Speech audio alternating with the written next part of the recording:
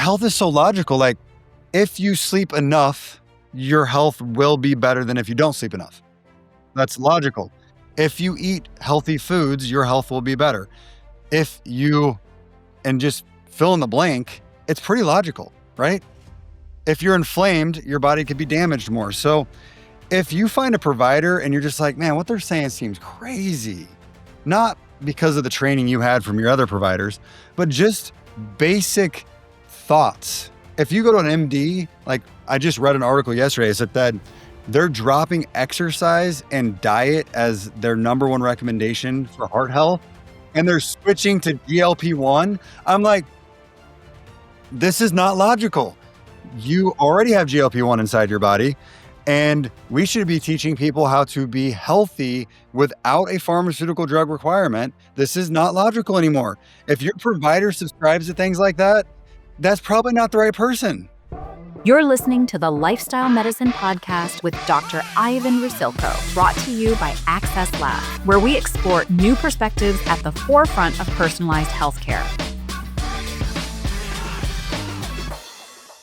Hey, how's it going here? It's Dr. Ivan Rusilko with the Lifestyle Medicine Podcast, sponsored by Access Medical. Remember, if your doctor's not doing diagnostics, he's not a doctor. Today, we got a super kick-ass guest. His name's Javon Moore. He's a doctor of chiropractic medicine located in Kansas City, and he's got one hell of a backstory.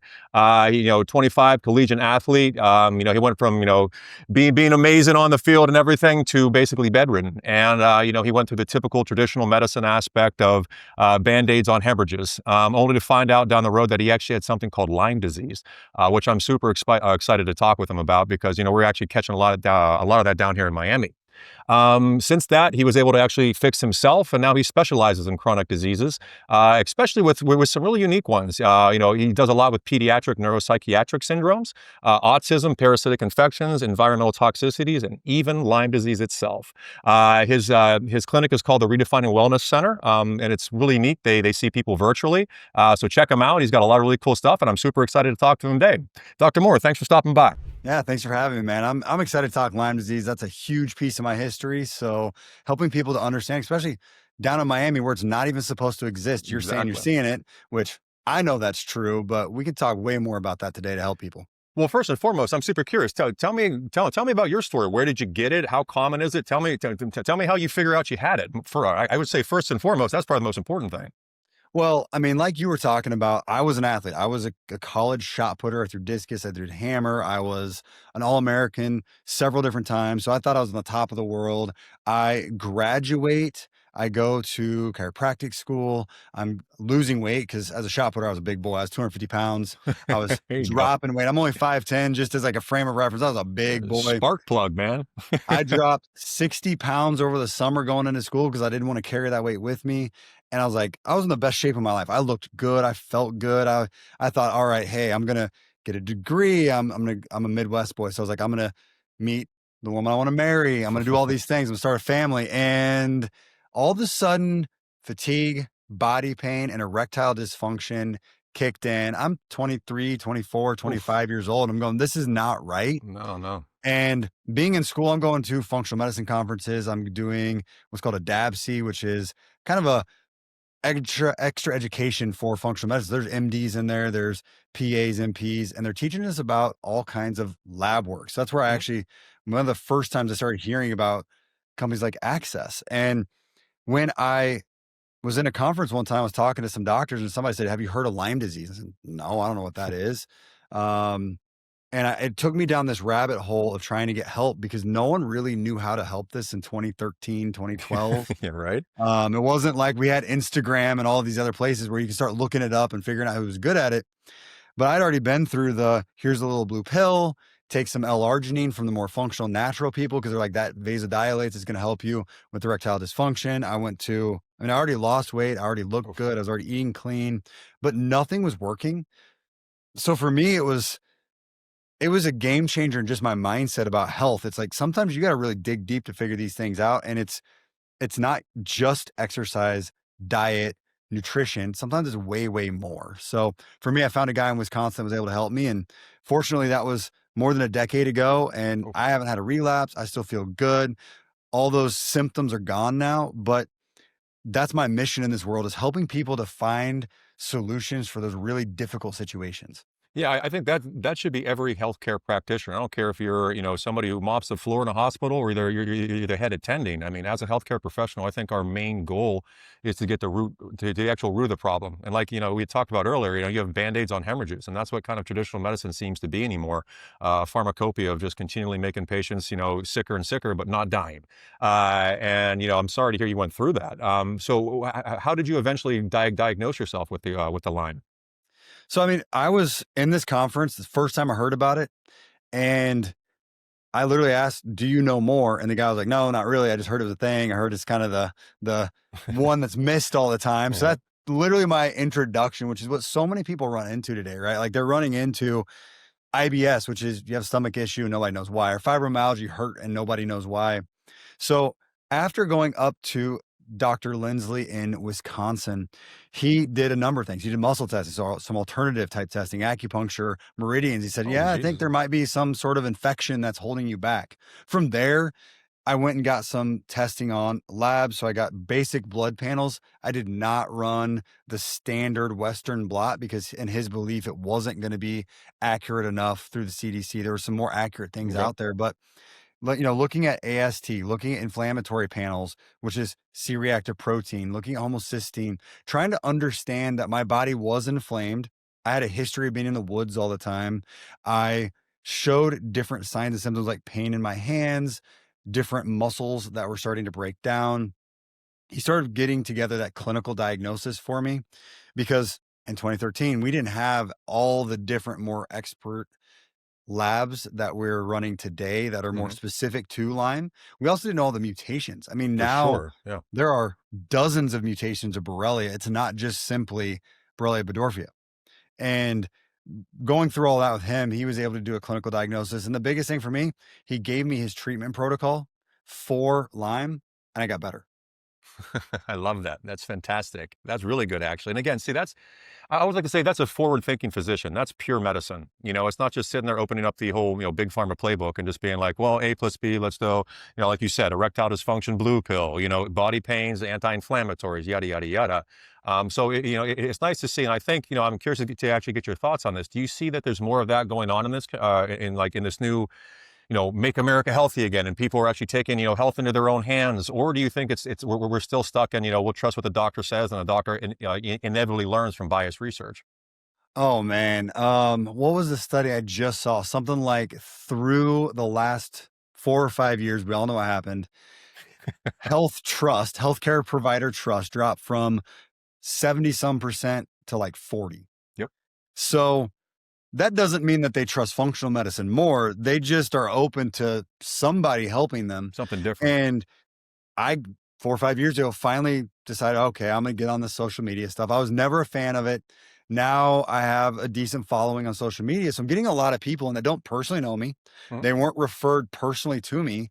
And it's opening their minds up because they're following me. They're following the stuff that I post, the stuff that the Maha movement posts. They're seeing that data is being released that is actually the real stuff, right? Like Real shit. Yeah. it's it's showing that we don't know nearly as much as we thought we knew about meds, vaccines, etc. We just don't know. We have no idea. So they're going, wait a minute. So all the stuff I've been told, all the stuff that was published in this journal or that journal was bought and paid for. Oh, okay. So maybe there is something out there. I just want results now. That's where so many Amen. people are really coming down the pipe to me too. It's like, can you give me results or not? Yes, they want me to present them with labs. So I'm running tons of labs. I run Love it. full blood work panel, urine panel, with hair panels, and we're combining all this data together to give us results. We can do it before, we can do it after, we can show physiological changes. An example I love to show people, I had this woman come to me 2 or 3 years ago. And she had been to 20 physicians over a 20, 30-year span. She'd been diagnosed with fibromyalgia, chronic fatigue, all these things. She literally told me, I don't want you to fix me. I just want you to make sure that I see my kids graduate. And I was Yeah. like, that's awful. That's not what I want to do for you. But she just didn't want to spend the money, the time, the effort, get her Yeah. hope up to For sure. do more. And that was so sad to me. But I said, you know what? I'll do that for you. I'll basically put Band-Aids on things more naturally because that's the way she wanted to do it to help her move along. But I go, just so you know, like, I'm still going to ask you here and there if you're willing to let me do more. She said she went home. She came back. She's like, you know what? Because you listened to me, I'll try it for 3 months. I'll give you 3 months to try something. Well, what did we do? We ran a thyroid panel. We ran a C-reactive protein, homocysteine. We did a CBC and a CMP. So red, white blood cell, kidney, liver, those things. She gave me 3 months. She felt no different. She's like, I'm done. I don't feel a difference. I'm like, can I rerun a panel? Just the panel that we already ran. It changed. For the first time in her life, it changed. And she said, all right, fine. I'll give you 3 more months. I love I'm like, am I negotiating to help you? Like, but I respect her. She was fun. She was nice about it, but she was just like, I'll give you 3 more months. 3 more months went by. No symptom relief. Ran the blood work again. Improvement again. And then 9 months in, improvement. She still wanted the labs. She made me run her labs every 3 months. I'll tell you this, for 3 years to prove that she was improving, even when her symptoms had started improving. But this is the power of labs. Yeah, This is what I talk to doctors I train, doctors in my clinics, because the power of labs allow you to have more than the subjective. They give you an analytical output. They allow you to see change in a different way than, am I less fatigued? Am I less, physically in pain? And for me, they are an amazing ability to convince someone to keep going because they can see data on a piece of paper. And how I put that together with Lyme disease for me is, with Lyme, you may have had this 20 years. You may have had this for 6 months, but it is a chronic, complex condition that's never alone. It may not be moving fast, so you may not feel the difference, but there may be data points that are changing that allow you to know that you're progressing. For sure. And I think that's probably the most important thing. I currently right now offer, I guess they're toting it from Access as the most inclusive blood test on earth right now. It's 700 and some markers. It's really, really unique. Oh. And it's funny the amount, again, you throw enough shit against the wall, something's going to stick, right? Exactly. But I always sit there and tell people, everybody wants to come here. I started out in Miami Beach as the doctor that gave you, a better looks, a better sex, better energy, and all that kind of stuff. And, that's great to help to provide somebody. But I think the real power is when those people bring in their children, they bring in their parents with chronic conditions like you're talking about. And now it's funny, I have probably one of the most sexy offices in the sexiest city in the world. And it's mostly filled up with cancer patients and people with autoimmune disorder and neurodegeneration. And it's just kind of unique to see that flip because, again, I'm curious to see your thoughts on it. Giving somebody a six pack and a rock hard erection, that's great. You're giving them a lifestyle aspect. And I actually titled my entire business back before lifestyle medicine was a thing, lifestyle medicine. But to sit there and see somebody like you're saying, who basically has come to you as your last resort, and all of a sudden you give them not only more life, but quality of life. Well, you say lifestyle medicine. So it's so interesting to the biohacker community, the longevity community, the chronic illness community, the guy drinking freaking caffeine, taking their energy shots. All of our goals are to feel better or to be as optimal as possible from the bottom up. Yep. You may have somebody come in, and this is a thing that really hit me a few years ago as this longevity thing has been kicking off. And I was like, that's just not my niche. But I'm like, is it really not my niche? Or is it just that the people I'm working with are just at the beginning of the journey and the guys hitting the biohacking conferences, they're kind of at the peak of technology. It's all whatever keyword you want to use. It's mitochondrial health. It's telomere health and length. It's getting the body to its most optimal state. Exactly. From wherever you are. So for Lyme disease people coming into my clinic, can I use just simply giving some milk thistle and some NAC, and that's as much as their body can handle? Whereas maybe you're down there and you're working on some NFL guy and it's off season. You're like, you know what? You just had to go through all this traveling. You were in airports, you were in hotels. I'm going to chelate and get mold and metal coming out of you because your body can handle that. You can handle the intensity, whereas maybe the person I'm working with can't handle that intensity. For sure. Our end goal is the same. Yeah, increased optimal performance. Exactly. And when you run a 700 marker lab, you're going to see a damn change in there somewhere. I do some similar stuff. It's like, I run all this stuff at the beginning. This is my physiological testing is what I call it. Yeah. It's to give me an idea of where else I need to go. For And I sure. mean, it's hundreds of markers also. And then from there, I'm like, oh, I need to go run mold testing. Oh, I got to run a mold test on your house now. Mhm. Or I run a metal test and it's like, what's in your water supply? I know Miami, for instance, talking to you, I see so many people that are living above and beyond what I can even imagine in these It's nice, quite beautiful crazy. condos right on the beach. Money isn't even a concern, but they're drinking radioactive water. Yep. Miami's water has radium in it I and couldn't agree with you uranium more, in it. man. It's toxic. It's And very I'm like, toxic. you've got to get that out of there. Mhm. Like, you No, I can't couldn't be agree with you drinking more. that every day. That's suppressing your system. They pull that out and they're like, oh, I feel so much better. And Exactly. it's such a simple change. Mhm. And, the biggest thing I do when it comes to the lab test, and I tell everybody, I want to, I want to know more about you than God does, because I'm treating you, He's not. And the whole concept is the stuff that we find, just hidden things, whether it's hidden pathogens like Lyme. I mean, we've diagnosed Lyme in this office 3 times this week alone. Crazy. Mhm. And again, the reasoning being is, and like, I'd like you to kind of hit on, a lot of people listening are probably like, maybe I got Lyme. It's because all these people have houses up in the Hamptons, so they're up in the whole Northeast aspect. I currently, I mean, I grew up in Northwestern Pennsylvania, like, Lyme disease central, hunting and fishing and all that kind of stuff. Thankfully, I've never had an issue, nor have I tested positive for it. I've probably got a bunch of tick bites in Africa and all the crazy trips I've done. But if you could just kind of hit a little bit more, because I think Lyme disease is really looked over. Where would you expect to find it? What are some of the initial symptoms? Obviously, what you can expect if you find a tick, and kind of, how the initial treatment might go. The funny thing is Lyme disease is said by, let's call it the CDC. Maybe that'll change over the next few years. Um, it's the Northeast. It's Mhm. Wisconsin. It's New York. It's Pennsylvania. If you're not in that area, you can't have it. Mhm. And I'm like, do they obey state Exactly. orders? Like, I mean, Common sense ain't no, common anymore. no, they hop on a bird. That bird migrates to Miami and you get it in Miami, right? Whatever. Mhm. So you can get it anywhere. There's some controversial ways that we could talk about getting it that are not yet fully proven, but I definitely have seen people where I'm like, that seems like it's viable.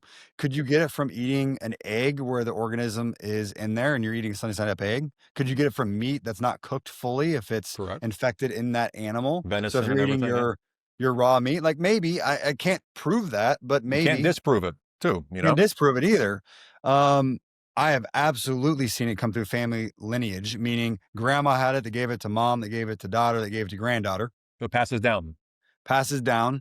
And then, is it sexually transmitted? Like, I can't disprove it, Yeah, but there's some cases where maybe so. So potentially. Yeah. you can get it both from a tick bite and also from those other ways. And Mhm. then the other piece is, can you get it from other vectors, other insects that can bite you? Mhm. And that may also have some sort of numbing agent. Could you get it from a spider, a mite, a flea? Because these organisms are not immune to a spirochete bacteria. For sure. So there's some evidence to show that other vectors can bring it in. So don't think that you have to get a bullseye rash, which is a red rash, at about 40% of the time if you get Lyme disease, but it's only 40%. So that is not diagnostic. Mhm. It's a hint, but it does not mean you have to have that to be diagnostic. Exactly. You can get it anywhere in the world, to be frank. There is some spirochete bacteria that are not necessarily Borrelia. At least they have not been identified as Borrelia burgdorferi in Brazil that people are coming into us, Oh, and they look really similar under a microscope. The symptoms are almost identical. So I think honestly, you can get this anywhere in the world. I've had people in Europe. I've had numerous people in Europe test positive that have never been in the United States. mhm. I've got Californians tested positive that have never been to the Northeast. You can get it anywhere. You can get it from the different vectors, like I mentioned. And let's just jump into like symptoms. Lyme is called the great mimicker. Why is it called the great mimicker? It's because one, Lyme is not alone. When a tick bites you, it can give you Borrelia burgdorferi, which is Lyme disease. It can give you Babesia or Lichia and a number Babesia, of yeah. any other of the Oh, co-infections yeah, man. that come along with it. Different parasites can be inside that tick. So when it bites you, it spits. And when it spits, it can spit in 12 different infections. Exactly. Now, studies, you want to talk studies?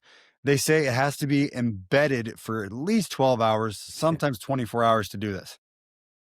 That tick is going to bite and spit rapidly. I was If gonna you have a say. poor immune system because you're living in mold, you're drinking radioactive water, Mhm. you've had too much stress in your life, you don't eat Amalgam well, fillings, yeah, all kinds of stuff. you're going to pick this stuff up so much easier. I think it's more your immune defenses than anything. Just like Doc here is saying, he's been hunting. He's lived in Pennsylvania. He never got it. I now don't care if I go outside and get bit by a tick, to be Mhm. frank, because I know my immune system's strong enough to defend itself. Exactly. Opportunistic, man. So Opportunistic. is Lyme opportunistic? Absolutely. So what should you be worried about if you don't have Lyme? Keeping yourself strong enough not to get it. If you do have it, okay, now what co-infections and complications are going to keep you from getting better? That's the key. So what is Lyme? Great mimicker. It has been shown in autopsies to be in 25% of brains that are autopsied for people with MS. Mhm. It's been correlated often with rheumatoid arthritis in different studies. So if you have an autoimmune condition, can Lyme be perpetuating this? It's possible. Mhm. Get the tests. Make sure that's not it. Exactly. There's a doctor down in Florida that I've sent to a few times for ALS. She says she has not seen an ALS case at all positive for ALS without Lyme positive when No we're in the test shit. is That's a interesting one in there. Wow. Okay. now, that's one doc that's correlative, not causational as a big enough studies. But what I'm But it seeing warrants from further investigation, though, I think. I mean, absolutely. that's So if you interesting. have these autoimmune, especially neurological ones, Yeah. go run your Lyme testing to double check it and make sure you're getting good Lyme testing from somebody that knows how to look at the Mhm. tests, knows what tests to run, and knows what the compounding factors are. I mean, I once had, and I'm not going to name it because I don't want them coming after me, but one of those big box medical clinics that, Okay. you Factories. know, the factories, but they're really popular and they do a lot of business and they're really known.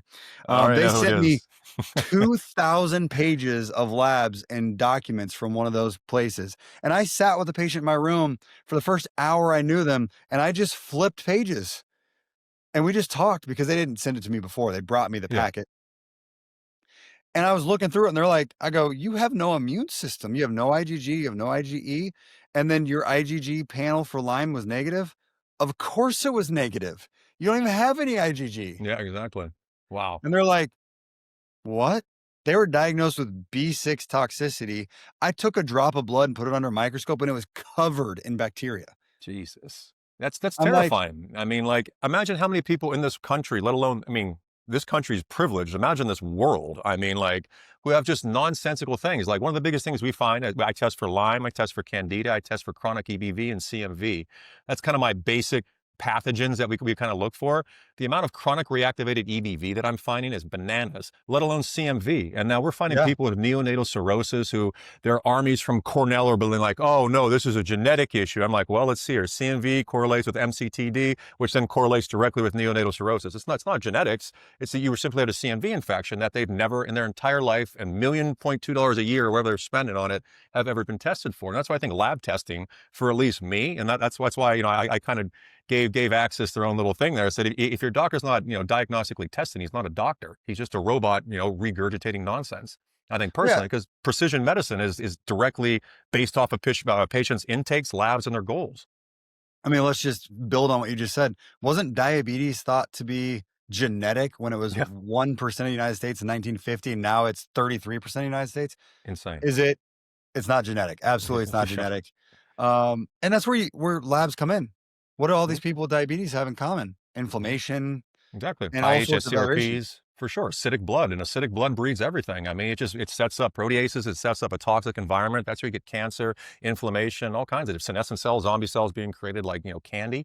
So it's a situation whereas I think, it's kind of sad to sit there and see, like, especially all these big box pharmacy or, medical clinics that go through and do this. They'll sit there and kill you in cost with lab tests, and then no doctors know how to read it, if there's even a doctor there, which is the scary thing. And then, you can sit there, and I'm guessing half of it, half of the physicians now are just using ChatGPT or Perplexity or whatever to read all their shit. And when you go through it, and it's always fun. I always like to try and do this because I'm actually in the middle of building an actual medical AI that centers around diagnostics. That basically, if you ask ChatGPT, and I think you'll find this unique, that if you tell ChatGPT based off the research that it learns from, that there's the usury fees by the FDA, which basically 48% of the FDA's income comes from big pharma usury fees, which is like Al Capone paying the Chicago Police Department. Second is the revolving door policy at HHS, where 34% of people rotate every year from high-paid jobs for the government directly into big pharma at gigantic salaries. And the third, and I think the most scariest thing, is that the third leading cause of death in the United States is medical error. medical error kills more people than diabetes in this fucking country. I mean, like, it's terrifying to think that there's so many people out there with something simple as Lyme, heavy metals, anything like that, that somebody such as yourself, I mean, you put it's common sense medicine, which I find fascinating. It's not very, it's hard to find physicians such as yourself. So that's why I was excited to talk to you about all this. Because I find people like you and me are a dying breed right now. Everybody's relying on AI and, just sitting there and like, if I have 1 million followers and I have this person on my podcast, all of a sudden, boom, I'm the next big deal. You know what I mean? Like, and unfortunately, people equate that out to it. They don't see the precision medicine that you're doing. Well, when you use Chat GPT, like you said, and I just wanted to, I don't know if you, I want to just throw this in there to add on to what you were saying. I like this. This is a good lead in. if you use Chat GPT, which I'll use Chat GPT, you have to realize that half the research is bought and paid for, like you said. And ChatGPT sources from that data. Exactly. It's going to give you an answer that was bought and paid for, even though ChatGPT doesn't know that. So now you have to go, okay, can I have a ChatGPT of clinical science or clinical case studies from people who are actually helping this condition? Then ChatGPT becomes helpful, exactly. Which is maybe what you're building, which would be awesome. Yeah, that's exactly what we're doing. So it's a non-linear AI. So basically its focus is sitting there looking 3 steps down the line. It looks at who pays for the study, looks at where the study is, which again, NIH and PubMed are probably the scariest places to draw research from anymore, as pathetic as that is. And then it basically compiles that against all the different databases for all the naturalistic things. Because again, the reason I termed my practice lifestyle medicine way back in the day is because, I think the 4 most important things in all medicine should be hydration, nutrition, sleep, and stress reduction, all of which a patient can do for free at their house.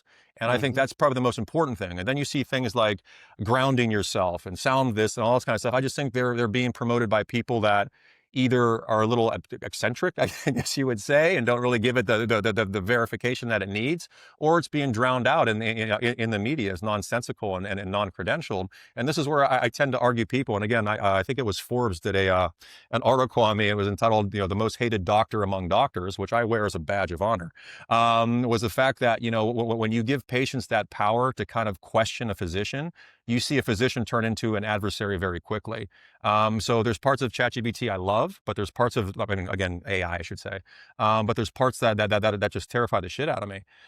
So it's just kind of unique. Do you see a lot of people coming in and questioning what you're doing? Be like, well, ChatGPT said this and blah, blah, blah, blah. Or you even got that in Kansas City? Because I get it in Miami quite frequently. Oh yeah. I get people to come in, they'll throw information at me and I'm just like, okay, where'd you get your information from?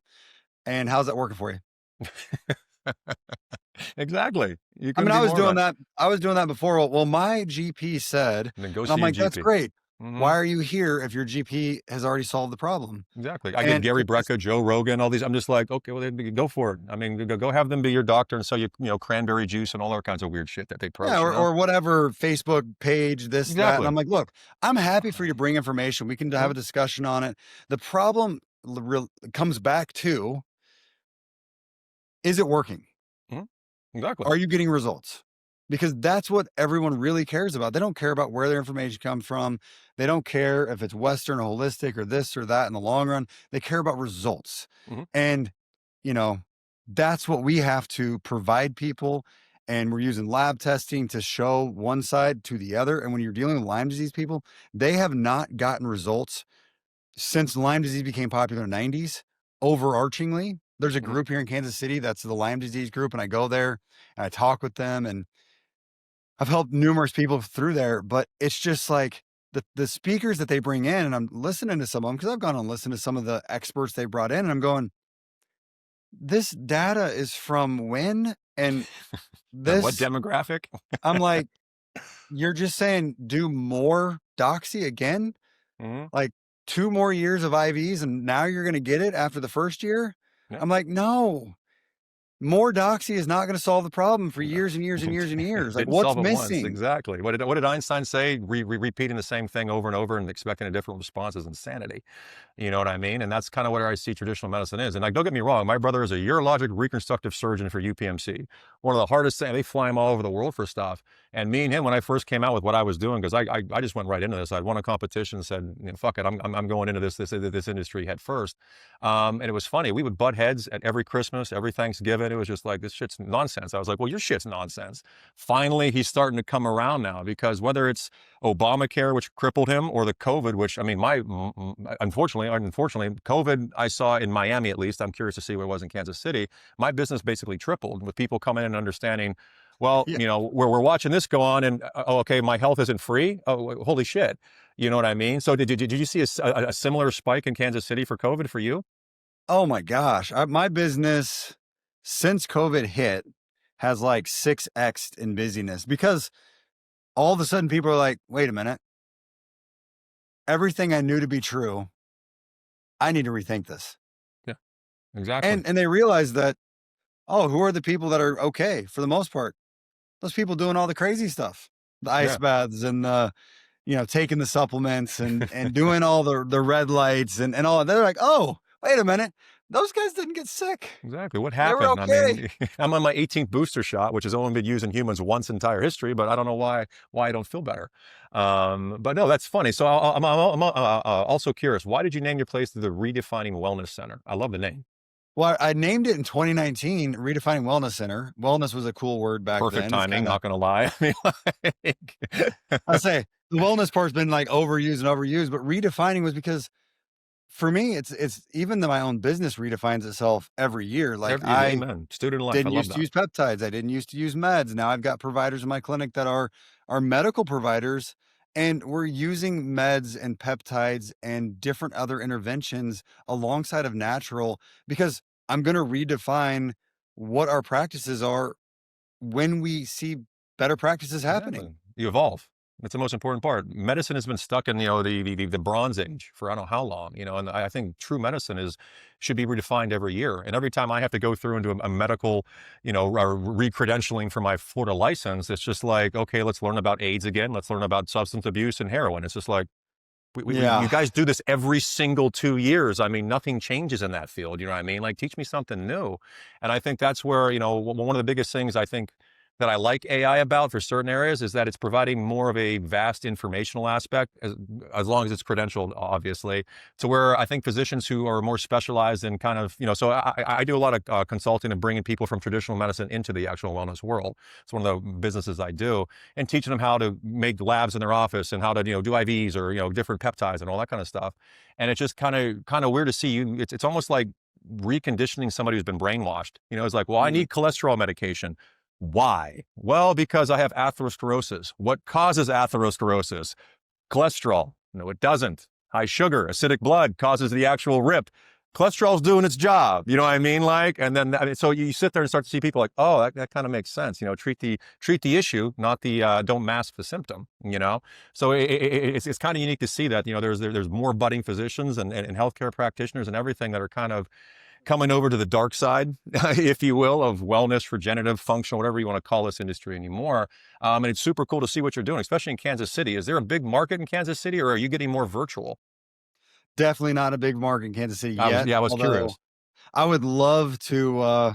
It's on my horizon. I got a building downtown, and a dream of mine is to open a health social place. Just have all sorts of tech, and just be like, everybody come here. We'll pay a membership, and then we can all just use it and enjoy each other. Because right now there's not any sort of community around that here. Yeah, I can only imagine But too. yeah, I mean, it's incredible what you're saying, and I just think of what we do, what you do. It's critical thinking medicine Exactly. versus what everybody is trained in is a standard of care, Hmm. a standard process that never changes, or it changes once every 40 years. It's critical thinking. It's allowing and encouraging your providers to actually think outside the box that they're in every single day. I love that. And I always like to ask this in closing, since I know we're getting close to our time here. Question was, if you had, and it's a two-part question. First one is, if you could give any information as an obviously successful businessman in the field that you're in, which is functional medicine, which I think is true medicine. If you could give any advice to a physician looking to get into it, what would that advice be? Oh, I've never been asked that question exactly.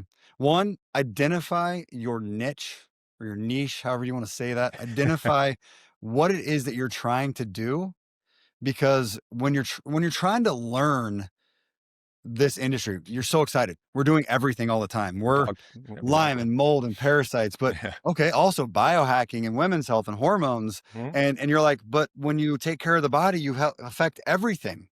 Yeah. I'm like, yes, for sure. But growing a social media presence like I've done, it taught me one thing. You've got to have something that you are the expert in, even though you know several other things. Build that niche. Make sure you target that thing until you have so much business from that, so much experience in that, and you're known for that, and people are referring to you for that, that then you can add in, another topic or something like that. Exactly. That's been really important for me because trust me, I get excited. I'm like, ooh, I like peptides. I like biohacking. I like hyperbaric changeover, but all of that isn't my niche. Mhm. It's stuff we use, but it's not what I'm posting about every Knows day. you're, yeah, knows you're known for. I like that. So that's good. So for physicians, find your niche or niche, whatever, however they pronounce it. I just say find what you do best and go with it. Yep. So that's good. So second question would be there's both people watching this are both healthcare practitioners as well as people who are aspiring to actually have care in this industry. If you could give any suggestions, tips, or just kind of information to somebody that is a non-healthcare practitioner but is wanting to actually transition into more of a wellness-based care because they're interested about it, what would your information be to them about picking the right place to go and the right person to see? Health is logical. Ah, I love that. Health is logical. And people, when I say that out loud, I even told my team, like, can we just start calling my practice like logical medicine? You better And trademark they're that, like, man. yeah, that might not attract the right crowd. Most of our clients are female, just the way it works. Oh, okay, fair And they're enough. like, that might not be like their verbiage that you would say to attract them in. But Mhm. health is so logical. Like, if you sleep enough, your health will be better than if you don't sleep enough. Most important thing in the That's world, sleep. logical. Yep. If you eat healthy foods, your health will be better. If you, and just fill in the blank, it's pretty logical, right? If you're inflamed, your body could be damaged more. So if you find a provider and you're just like, man, what they're saying seems crazy, not because of the training you had from your other providers, Mhm. but just basic thoughts. If you go to an MD, like I just read an article yesterday, it said the what is it? The board of cardiology or the, heart foundation, one of those foundations said they're dropping exercise and diet as their number one I recommendation for heart saw health. that. Oh my And they're god. switching to GLP-1. I'm like, Exactly. this is not logical. Not at all. You already have GLP-1 inside your body.